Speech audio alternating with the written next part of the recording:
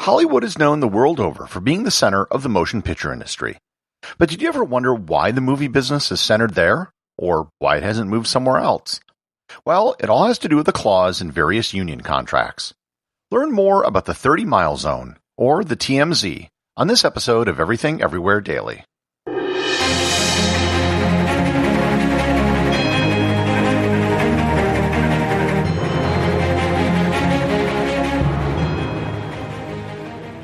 This episode is sponsored by Rerouted.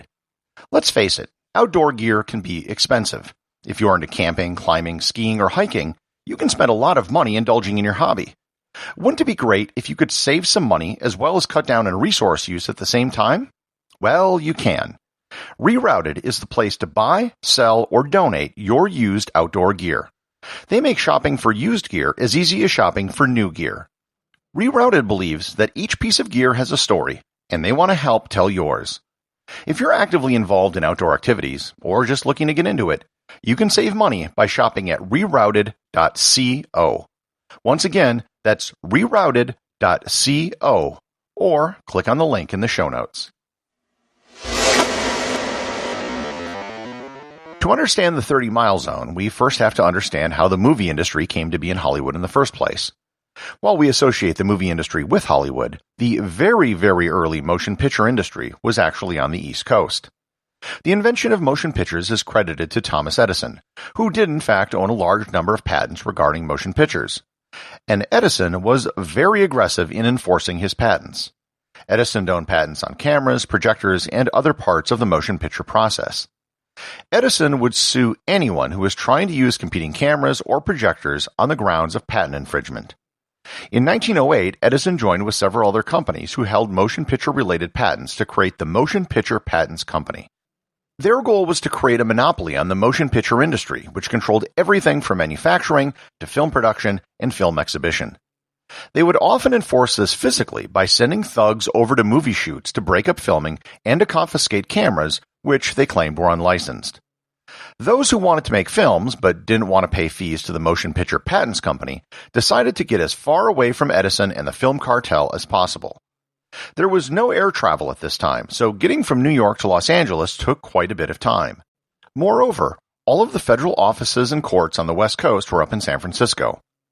Best of all, if a production knew that the heat was on, they were only a 5-hour drive to the Mexican border where they could take their equipment where it couldn't be confiscated.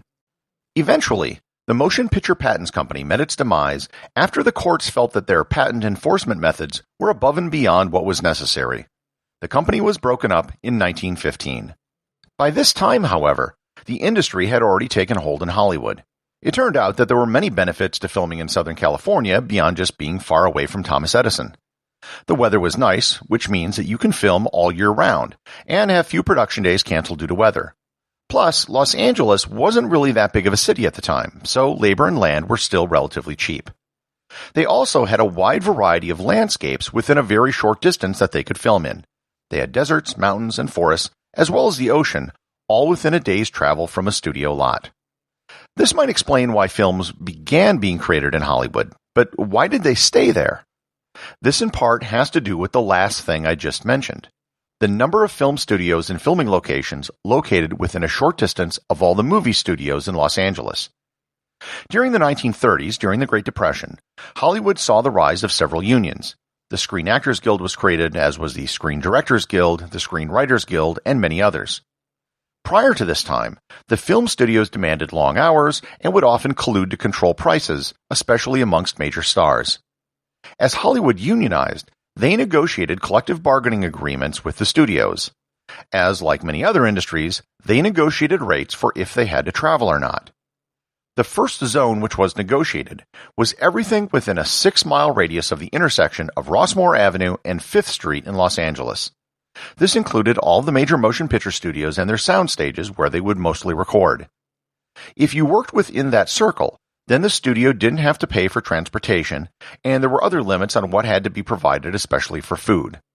If you were outside of this limit, then the studios would have to pay extra for people to travel. Films that were produced outside of this 6-mile zone were called runaway productions. The problem was, most of the studios had ranches that were up in the Santa Monica Mountains, just outside of Los Angeles. They were relatively close, but not within the 6-mile radius. In the 1970s, in an effort to discourage runaway productions, and due to better highways, the studios and unions agreed to a new 30-mile zone. The zone was everything within a 30-mile radius of the intersection of Beverly and La Cienega Boulevards, which was the former headquarters of the Association of Motion Picture and Television Producers, the trade group which represents the studios when collective bargaining with film unions. The 30-mile radius, or the TMZ, covers most of Los Angeles and most of the filming ranches. There are several exceptions to the TMZ in the contracts which allow for production in some places which are just outside the 30-mile barrier. These exceptions include such places as the MGM Ranch, the Ontario Airport, and Castaic Lake. If you ever wondered why they continued to shoot movies in such an expensive area as Los Angeles, this is the reason. Due to union contracts, anything which is filmed outside of this area is going to cost significantly more money, because everyone is going to have to be paid extra for travel expenses.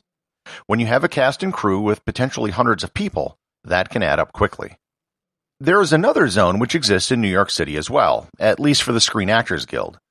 Everything within an 8-mile radius of Columbus Circle is considered local for cast and crew who live in New York City. This zone extends into other boroughs and parts of New Jersey as well. This can make accounting and bookkeeping for movies extremely complicated because you might be dealing with close to a dozen different unions, all of which have different collective bargaining agreements, different rates, and different exceptions to rules. Moreover, some unions have other zones, such as San Francisco, and the pay will be determined if you have to bring in people or not. The TMZ is the reason why so many states and countries offer incentive for films to be shot in their location. Without the incentives, it's very hard to compete against the economic benefits of shooting inside of the TMZ. The TMZ is also the reason why the film industry stays in Los Angeles, why you pretty much have to live in Los Angeles if you want to work in certain jobs in the industry, and why so many places and films all look the same. I'll end by addressing the question many of you might have. Does the 30-mile zone and its initials TMZ have anything to do with the celebrity gossip website? The answer is yes. This is where TMZ got its name from, the 30-mile zone, because most of its news and photos all come from within the TMZ. So, then next time you watch a movie or TV show and there's a sort of generic-looking Southern California landscape, you can thank the collective bargaining agreements with the various film unions and a studio that didn't want to have to pay more for mileage. The associate producer of Everything Everywhere Daily is Thor Thomsen. Today's 5-star review comes from listener MCO Bean on Apple Podcasts in the United States. They write, Gary keeps me thinking. I've been listening to Gary for many years and was so pleased to find this podcast last year during the lockdown. It has helped me keep my mind open and active, and I look forward to every episode. Thank you very much, MCO Bean. I can assure you I enjoy making them as much as you do listening to them. And I never thought a year ago that I'd be busier during the pandemic than I was before it. Remember, if you leave a 5-star review, you too can have your review read on the show.